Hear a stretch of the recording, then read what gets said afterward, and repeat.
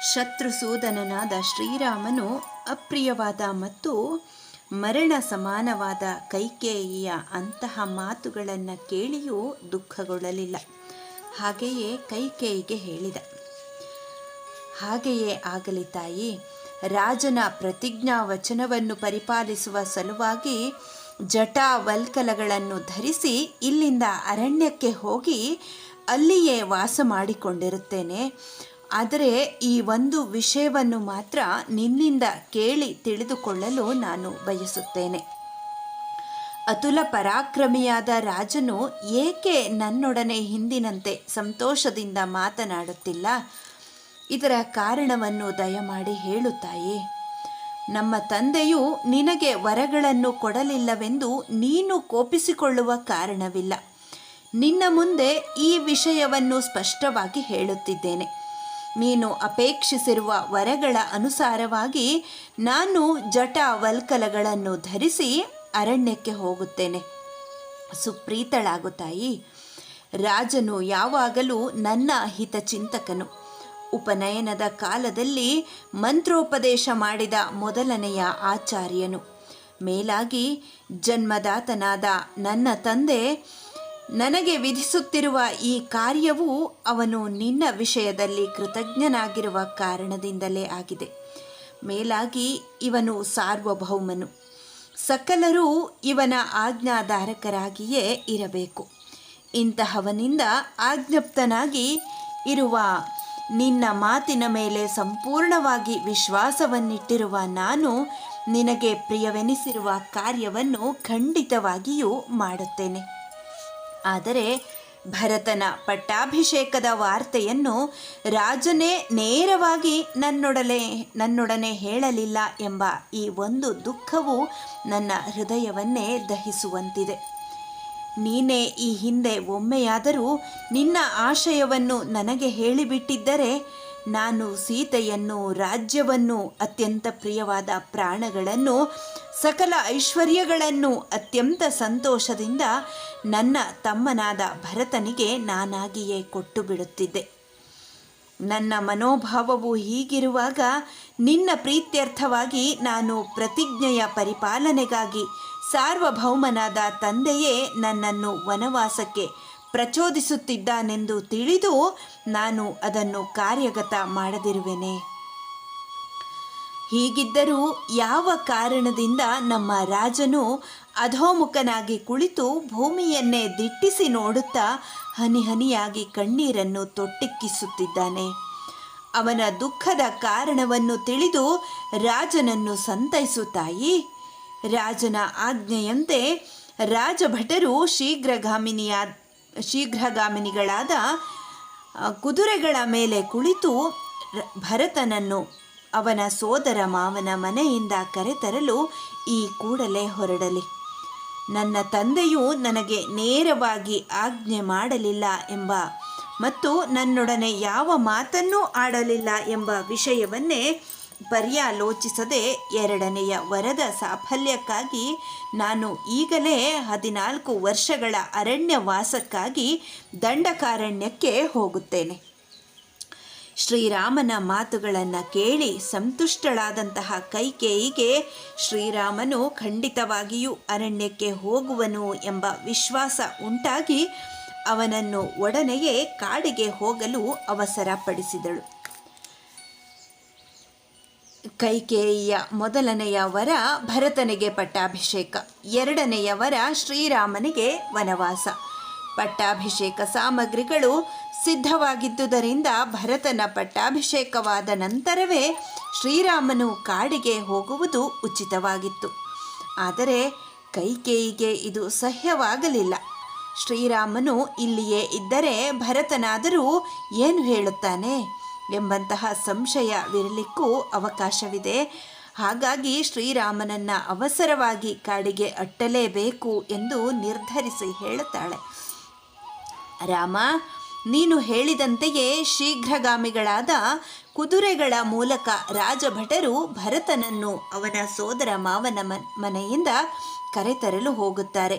ಆದರೆ ತಂದೆಯ ಸತ್ಯವಾಕ್ಯ ಪರಿಪಾಲನೆಗಾಗಿ ಕಾಡಿಗೆ ಹೋಗಲು ಉತ್ಸುಕನಾಗಿರುವ ನೀನು ಯಾವುದೇ ಕಾರಣದಿಂದಲೂ ತಡ ಮಾಡುವುದು ನನಗೆ ಉಚಿತವಾಗಿ ಕಾಣುತ್ತಿಲ್ಲ.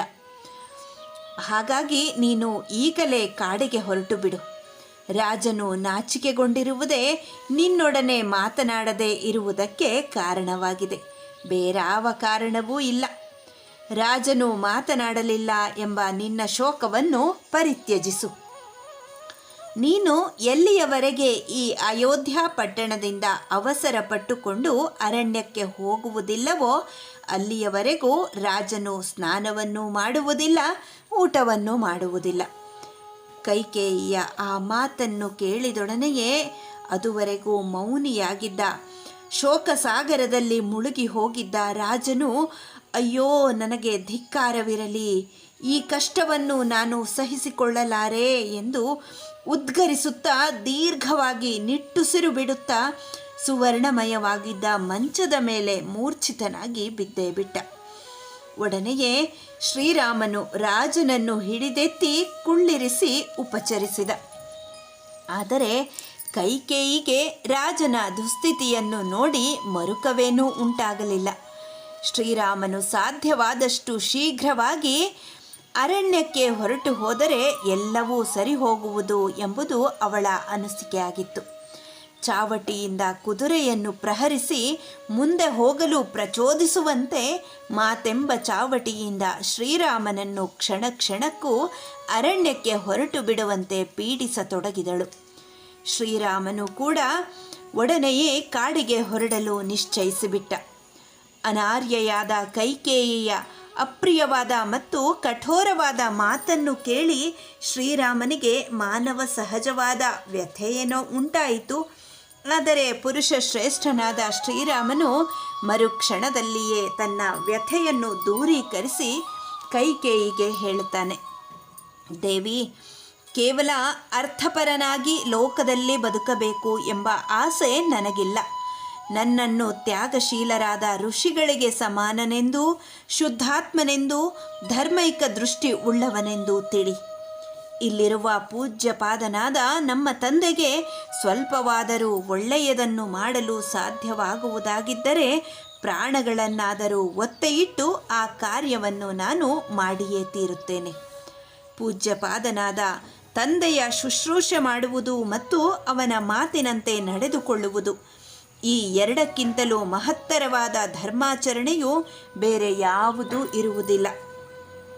ಪೂಜ್ಯಪಾದನಾದ ನಮ್ಮ ತಂದೆಯೇ ನನಗೆ ನೇರವಾಗಿ ಹೇಳದಿದ್ದರೂ ನಿನ್ನ ಮಾತಿನಂತೆಯೇ ನಿರ್ಜನವಾದ ಅರಣ್ಯದಲ್ಲಿ 14 ವರ್ಷಗಳನ್ನು ಕಳೆಯುತ್ತೇನೆ. ನೀನೇ ನನಗೆ ನೇರವಾಗಿ ಹೇಳಿದ್ದರೂ ನಿನಗೆ ಪ್ರಿಯವಾದ ಈ ಕಾರ್ಯವನ್ನು ನಾನು ಸರ್ವಥಾ ನಡೆಸಿಕೊಡುತ್ತಿದ್ದೆ. ನೀನು ನನಗೆ ಸ್ವಾಮಿನಿಯು. ನೇರವಾಗಿ ನನಗೆ ಅಪ್ಪಣೆ ಮಾಡುವ ಅಧಿಕಾರವೂ ನಿನಗೂ ಇದೆ. ಹೀಗಿದ್ದರೂ ನೀನು ಈ ಸಣ್ಣ ಕೆಲಸವನ್ನು ಮಾಡಿಕೊಡಲು ರಾಜನಿಗೆ ಹೇಳಿದೆ. ಆದುದರಿಂದ ನಿಶ್ಚಯವಾಗಿಯೂ ಇಷ್ಟು ವರ್ಷಗಳ ಕಾಲ ನಿನ್ನ ಸನಿಹದಲ್ಲೇ ಇದ್ದರೂ ನನ್ನಲ್ಲಿರುವ ಗುಣಗಳನ್ನು ನೀನು ಲೇಶವಾದರೂ ತಿಳಿದವಳಾಗಿಲ್ಲ. ಅದು ಆಶ್ಚರ್ಯವೇ ಸರಿ. ನನಗೆ ಕಾಡಿಗೆ ಹೊರಡಲು ಸ್ವಲ್ಪವೇ ಸಮಯವೂ ಬೇಕಾಗಿದೆ. ಅಷ್ಟಕ್ಕೆ ಅವಕಾಶ ಮಾಡಿಕೊಡು. ನನ್ನ ತಾಯಿಯ ಅಪ್ಪಣೆಯನ್ನು ನಾನು ಪಡೆಯಬೇಕಾಗಿದೆ. ಸೀತೆಯನ್ನು ಸಂತೈಸಬೇಕಾಗಿದೆ. ಇಷ್ಟು ಮಾಡಿದ ಕೂಡಲೇ ದಂಡಕ ಅರಣ್ಯಕ್ಕೆ ಹೊರಟು ಹೋಗುತ್ತೇನೆ. ಭರತನು ಯಾವ ರೀತಿಯಲ್ಲಿ ರಾಜ್ಯಪಾಲನೆ ಮಾಡುವನೋ ಅದೇ ರೀತಿಯಲ್ಲಿ ತಂದೆಯ ಶುಶ್ರೂಷೆಯನ್ನೂ ಮಾಡುವಂತೆ ನೋಡಿಕೊಳ್ಳುವುದು ನಿನ್ನ ಕರ್ತವ್ಯವಾಗಿದೆ. ತಂದೆಯು ವೃದ್ಧನಾಗಿರುವಾಗ ಅವನ ಶುಶ್ರೂಷೆ ಮಾಡುವುದು ಸನಾತನ ಧರ್ಮ. ಶ್ರೀರಾಮನ ಮಾತನ್ನು ಕೇಳಿ ದಶರಥನು ಮಿತಿಮೀರಿ ದುಃಖಪೀಡಿತನಾದ.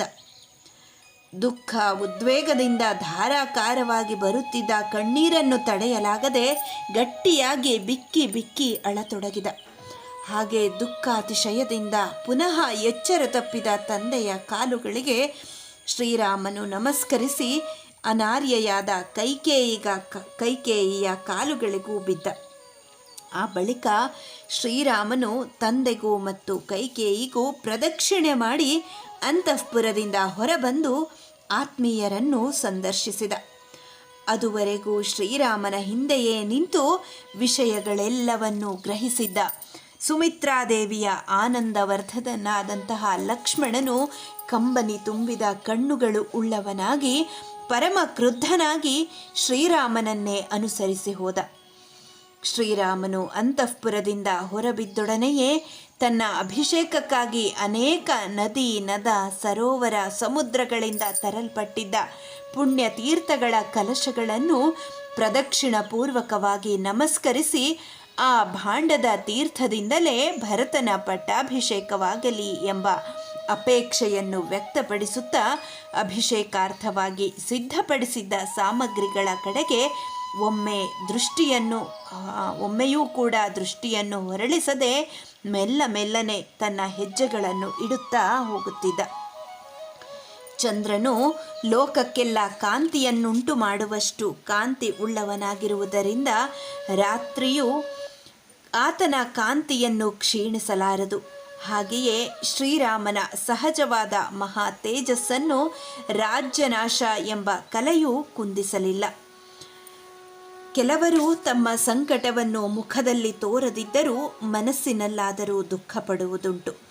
ಆದರೆ ಅರಣ್ಯಕ್ಕೆ ಹೊರಟಿದ್ದ ರಾಜ್ಯಲಕ್ಷ್ಮಿಯನ್ನು ಪರಿತ್ಯಜಿಸಿದ ಶ್ರೀರಾಮನ ಚಿತ್ತವೃತ್ತಿಯು ಮಾನ ಅಪಮಾನಗಳನ್ನು, ಸುಖ ದುಃಖಗಳನ್ನು, ಶೀತ ಉಷ್ಣಗಳನ್ನು ಸಮವೆಂದು ಭಾವಿಸುವ ಸರ್ವಲೋಕಾತೀತನಾದ ಪರಮಯೋಗೀಶ್ವರನ ಚಿತ್ತವೃತ್ತಿಯಂತೆ ನಿರ್ವಿಕಾರವಾಗಿದ್ದಿತೇ ಹೊರತು ಅದರಲ್ಲಿ ಸ್ವಲ್ಪವೂ ಕೂಡ ವ್ಯತ್ಯಾಸವಾಗಲೇ ಇಲ್ಲ. ಶುಭಕರವಾದ ಶ್ವೇತ ಛತ್ರವನ್ನು, ಅಲಂಕೃತವಾದ ಚಾಮರಗಳನ್ನು ಹಿಡಿದುಕೊಂಡು ತನ್ನನ್ನು ಹಿಂಬಾಲಿಸಿ ಬರುತ್ತಿದ್ದ ರಾಜಭಟರನ್ನು ತನ್ನೊಡನೆ ಬಾರದಂತೆ ಪ್ರತಿಷೇಧಿಸಿ ಆತ್ಮೀಯರನ್ನು, ರಥವನ್ನು ಮತ್ತು ಪುರಜನರನ್ನು ರಾಜನ ಅಂತಃಪುರದ ಸಮೀಪದಲ್ಲಿಯೇ ಬಿಟ್ಟು ದುಃಖವನ್ನು ಮನಸ್ಸಿನಲ್ಲಿಯೇ ಅಡಗಿಸಿಕೊಂಡು ದುಃಖ ಉದ್ವೇಗದಿಂದ ಉಂಟಾಗುವ ಇಂದ್ರಿಯ ವಿಕಾರಗಳಿಗೂ ಅವಕಾಶವನ್ನು ನೀಡದೆ ಜಿತೇಂದ್ರಿಯನಾಗಿ ಆತ್ಮಬಲದಿಂದ ಕೂಡಿದವನಾಗಿ ತಾಯಿಗೆ ಅಪ್ರಿಯವಾದ ಮಾತನ್ನು ಹೇಳಲು ಕೌಸಲ್ಯಾದೇವಿಯ ಅಂತಃಪುರವನ್ನು ಪ್ರವೇಶಿಸಿದ. ಶ್ರೀರಾಮನ ಸುತ್ತಲೂ ಇದ್ದ ಸಕಲ ಶ್ರೀಮಂತ ಜನರಲ್ಲಿ ಯಾರಿಗೂ ಶ್ರೀಮಂತನಾದ ಸತ್ಯಸಂಧನಾದ ಶ್ರೀರಾಮನ ಮುಖದಲ್ಲಿ ಅಭಿಷೇಕವು ತಪ್ಪಿ ಹೋದುದಕ್ಕಾಗಿ ಮತ್ತು ವನವಾಸವು ಪ್ರಾಪ್ತವಾದುದಕ್ಕಾಗಿ ಯಾವ ವಿಧವಾದಂತಹ ವಿಕಾರವೂ ಕೂಡ ಕಂಡುಬರಲಿಲ್ಲ. ಸರ್ವತ್ರ ವ್ಯಾಪ್ತವಾದ ಕಿರಣಗಳಿಂದ ಕೂಡಿದ ಶರತ್ಚಂದ್ರನು ಸ್ವಾಭಾವಿಕವಾದ ಆತ್ಮ ತೇಜಸ್ಸನ್ನು ಯಾವ ರೀತಿಯಲ್ಲಿ ಕಳೆದುಕೊಳ್ಳುವುದಿಲ್ಲವೋ ಅಥವಾ ಕಳೆದುಕೊಳ್ಳಲು ಸಾಧ್ಯವಿಲ್ಲವೋ ಹಾಗೆಯೇ ಮಹಾಬಾಹುವಾದ ಆತ್ಮಜ್ಞಾನಿಯಾದ ಶ್ರೀರಾಮನು ತನ್ನ ಸ್ವಭಾವಕ್ಕೆ ಉಚಿತವಾದ ಹರ್ಷವನ್ನು ಕಳೆದುಕೊಳ್ಳಲಿಲ್ಲ. ಮಹಾ ಯಶೋವಂತನಾದ ಧರ್ಮಾತ್ಮನಾದ ಶ್ರೀರಾಮನು ತನ್ನ ಸುತ್ತಲೂ ಇದ್ದ ಎಲ್ಲ ರಾಜರನ್ನು ಸವಿಮಾತುಗಳಿಂದಲೇ ಸಂತೈಸಿ ತಾಯಿಯ ಬಳಿಗೆ ಹೋದನು. ಶ್ರೀರಾಮನ ಹಾಗೆಯೇ ಸಕಲ ಸದ್ಗುಣ ಸಂಪನ್ನನಾಗಿದ್ದ ಮಹಾಪರಾಕ್ರಮಿಯಾದ ಅನುಜನಾದ ಲಕ್ಷ್ಮಣನು ಸಹಿಸಲಾಗದ ದುಃಖವನ್ನು ತನ್ನ ಮನಸ್ಸಿನಲ್ಲಿಯೇ ಹುದುಗಿಸಿಕೊಂಡು ಶ್ರೀರಾಮನನ್ನು ಅನುಸರಿಸಿ ಹೋದ. ಶ್ರೀರಾಮನು ಅವಸರದಿಂದಲೇ ಕೌಸಲ್ಯಾದೇವಿಯ ಅಂತಃಪುರಕ್ಕೆ ಹೋದ. ಅಲ್ಲಿದ್ದವರೆಲ್ಲರೂ ತನಗೆ ಪಟ್ಟಾಭಿಷೇಕವಾಗುವುದು ಎಂದು ಆನಂದ ಪಡುತ್ತಿರುವುದನ್ನು ನೋಡಿದ ಶ್ರೀರಾಮ ಇಂತಹ ಸಮಯದಲ್ಲಿ ತಾನೇನಾದರೂ ತನಗೆ ದೊರೆಯುವುದರಲ್ಲಿದ್ದ ರಾಜ್ಯವು ತಪ್ಪಿ ಹೋದುದಕ್ಕಾಗಿ ವಿಷಾದವನ್ನು ತೋರಿದರೆ ತನ್ನಲ್ಲಿ ಹೆಚ್ಚು ಮಮತೆಯಿಂದಿರುವ ಸಹೃದಯರು ಆತ್ಮವಿನಾಶ ಹೊಂದುವರು ಎಂಬ ಸಂದೇಹದಿಂದ ಶ್ರೀರಾಮನು ತನ್ನ ಮನಸ್ಸಿನಲ್ಲಿಯೇ ಆಗಲಿ ಮುಖದಲ್ಲಿಯೇ ಆಗಲಿ ಸ್ವಲ್ಪವೂ ಕೂಡ ವಿಕಾರಗೊಳ್ಳಲಿಲ್ಲ.